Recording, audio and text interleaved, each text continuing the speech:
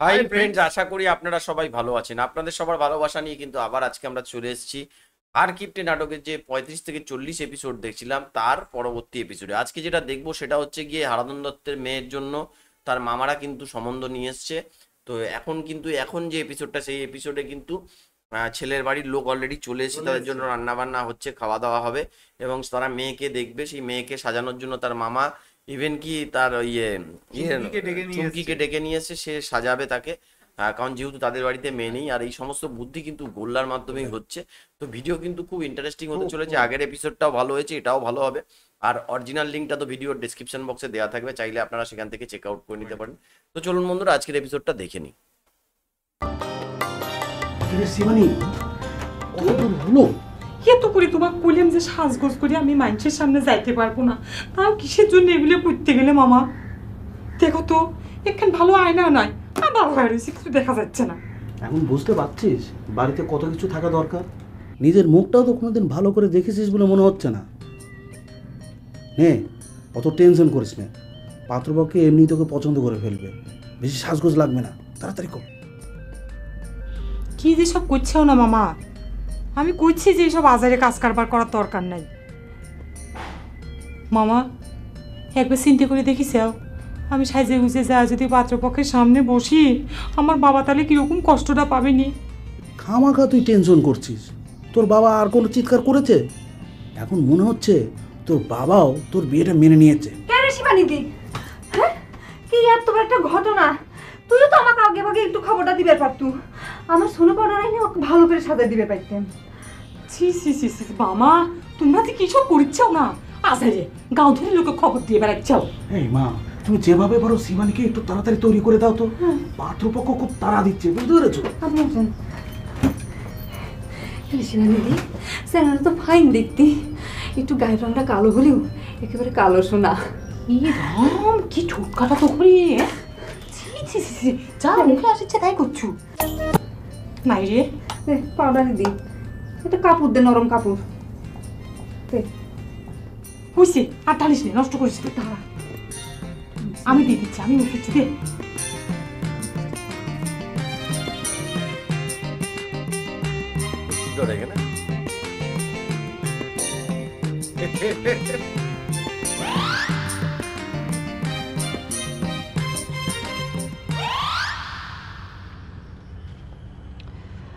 আবার একটা কথা করতাম আর কি, রাগ হবেন না তো? তার মানে রাগ হওয়ার মতন কোনো কথা কবে? না, আমাদের সব কথাই তো আপনি রাগ হন আব্বা, কি করব? ও, রাগ হওয়ার মতো কোনো কাম তো তোমরা করো নাই। সাওয়াল হয়ে আমার সাথে যে সিটারি তোমরা করিস, পৃথিবীর কোনো সাওয়াল তার বাপের সাথে এরকম কাম করে না। আব্বা, আমরা আপনার সাথে কোনো সিটারি করিনি আব্বা। যদি সিটারি করে থাকে, করেছে আপনার মেজে বেটা বহর।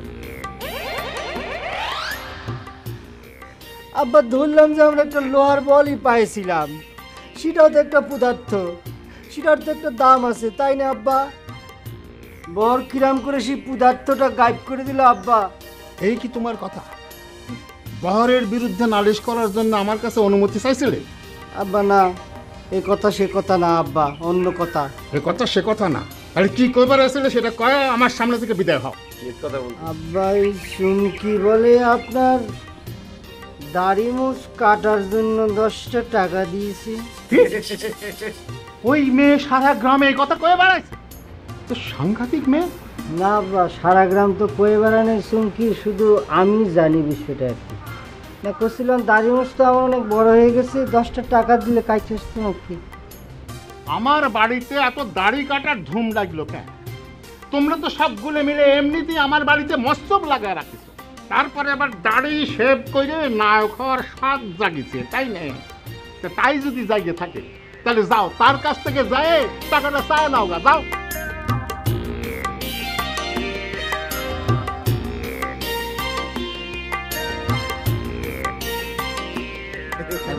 চাই লাভ আছে, নিজের পকেটে তো 10 টাকা বুঝে ফেলছে। মেকআপ ফেকআপ করা লাগবে না, আমাদের মেয়ে সুন্দর, সবাই জানি। বাইর করো, বাইর করো। হ্যাঁ বাইক করো, আস আস, শিবানী আস, ভয়ের কিছু নেই, আসো।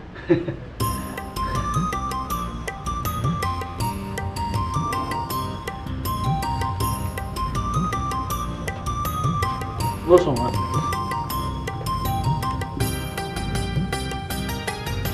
ছেলে কোনটা এটা?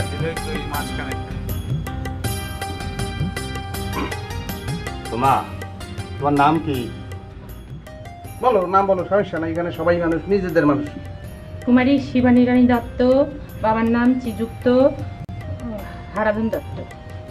হ্যাঁ, তো রান্না বান্না ঠিক মতো করতে পারো তো? এই তো প্রথমে একটা ফার্স্ট ক্লাস করছেন।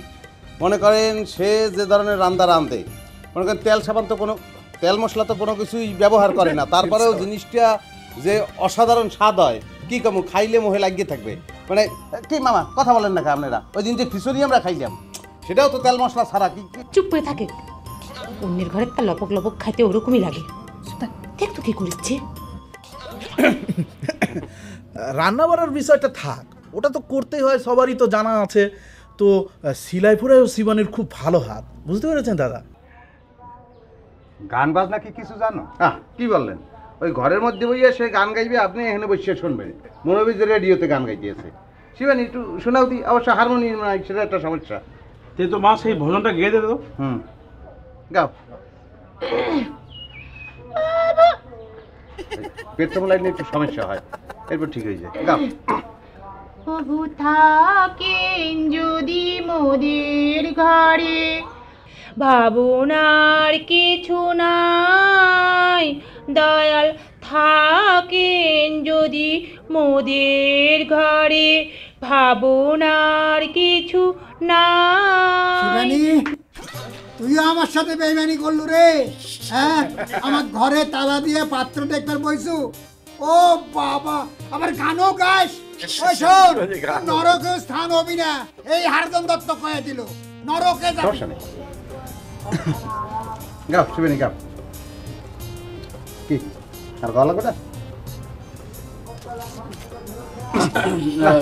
হয়েছে? শিবানী যাও, গাও, ওঠো।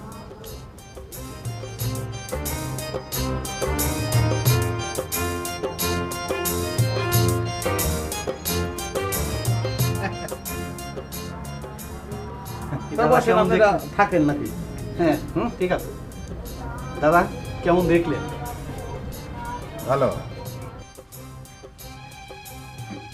আমি নিশ্চিত আব্বা, আমার ঘরে হারাধন কাকাক নিয়ে ওই বাড়িতে গভীর ষড়যন্ত্র শুরু হয়ে গেছে। আপনি খোঁজ নিয়ে দেন, আপনার নিজের ভাগ্নেও এই ষড়যন্ত্রের সাথে জড়িত আছে। তুই নিজে এসে একবার কইস যে হারাধন পাগল হয়ে গেছে, এখন আবার আরেক কথা শোনাচ্ছ। তোর মাথা ঠিক আছে তো রে বাবা? ঘটনা তো এখানেই আব্বা, হারাধন কাকাক পাগল বানা ভালা দিয়েই তো এই ষড়যন্ত্র সফল করা হচ্ছে। আমি নিজে চোখে দেখে আসলাম, শিবানীক দেখতে রাইছে, লোকজনে বাড়ি ভরে গেছে, আর তা করে যে কিরম রাজকীয় আপ্যায়ন শুরু হয়ে গেছে আব্বা। আপ্যায়ন নিশ্চয় হারাধনের পয়সা হচ্ছে না।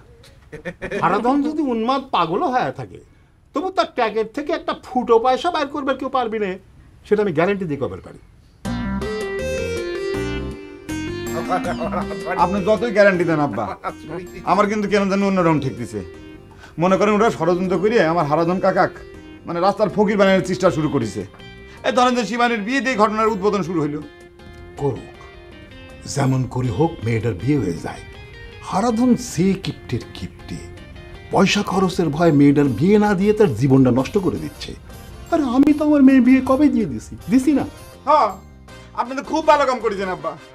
আপনি তো বাড়ির ভিতরে জম টানি ধরে নিয়ে আসছেন। মানুষ যেরকম খাল কেটে কুমির নিয়ে আসে, চিন্তা করে দেখেন, কথা নাই বার্তা নাই, খালি কথায় কথায় জামাই মানুষ, সে শ্বশুর বাড়ি আসে আস্তানা গাড়বি কিসের জন্য? বুবুক বিয়ে দিবে যায়, জমিদারি বিক্রি করেছেন, টাকা পয়সা সবকিছু খোয়াইছেন, আবার এখন আপনি জামাই আপন করবে যায় একদম রাস্তার ফকির হয়ে যাচ্ছেন। সে কথা মিথ্যে কইস নেই। মেয়ে বিয়ে না দিলে পারে 1 বিঘে জমি বেশি কিনবে পারতাম। সেজন্যই তো কই চুপ করে থাক, হারাধনের মেয়েটার বিয়ে দিবে, টাকা খরচ করতে কেমন লাগে হারাধনে বুঝবে। ও বা, আপনি নাকের ভিতর গ্যাস ভরিছে তো। অসাধারণ অসাধারণ। এই অসুরেরা, তুই আমার দরজা খুলে দে, আমাকে বার হইবার দে। আমার ঘরে বন্ধ করে রাখবো আচ্ছা নাকি? বলয়দা, তোর কি মনে হচ্ছে বল তো, পাত্রপক্ষ কি শিবানীকে পছন্দ করেছে? আরে পছন্দের প্রসঙ্গ তো পরে, আমার কাছে মনে হচ্ছে সেটা বাচ্চা বাচ্চা লাগছে। আমার কাছেও সেরকমই মনে হচ্ছে, শিবানীর চেয়ে 2-1 বছরের ছোটই হবে। রে অসুর বাহিনী, তোরা কি আমাকে ভাতে জলে মারবো নাকি? নিজেরা তো খুব মহোৎসবের খাওয়া খাচ্ছিস, আমার খাওয়া লাগবি রে? আপনার কি ক্ষুধা তৃষ্ণা এগুলো কি আছে নাকি জামাইবাবু? দেখ মামা, মেলা হইছে, আর কতক্ষণ মানুষটা কাটকা রাখবো? দে, খুলে দে। বুড়িয়ে মানুষ কতক্ষণ না খায় থাকবি? আর তো ঘরে মনের আশা তো পূর্ণই হয়েছে, এখন দরজাখান খুলে দে। শোন শিবানী, তোর বাবাকে তো আমরা একটু মায়া করতে চাই, কিন্তু তোর বাবা কি বলছে শুনছিস না? বের হয়ে আমাদেরকে দেখে নেবে বলে হুমকি দিচ্ছে না? না খেয়ে থেকে তো গলার তেজ কমছে না তার। তোরা তার সাথে যে ব্যবহার শুরু করেছো মামা, তার তো মরা মানুষেরও রাগ হবি। দে, দরজাখান খুলে দে, বুড়ি মানুষ আর কষ্ট দিস না।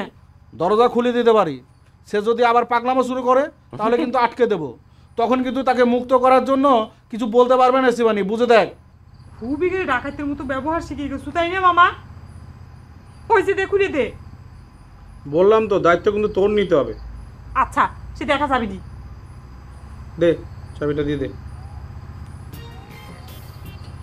এনে বুড়িয়ে মানুষটা সকাল থেকে যন্ত্রণা দিয়ে মারছে। তোগারে কিন্তু আমি বধ করবো রে অসুর, ঠিকই বধ করবো। আমার পাগল বানানোর স্বাদ তোকে আমি মিটায় দেব, মনে রাখিস। কে আমি কি দুধ কলা দিয়ে সাপ পুষেছিলাম? তুই কিসের জন্য অসুরকে দলে যোগ দিছ?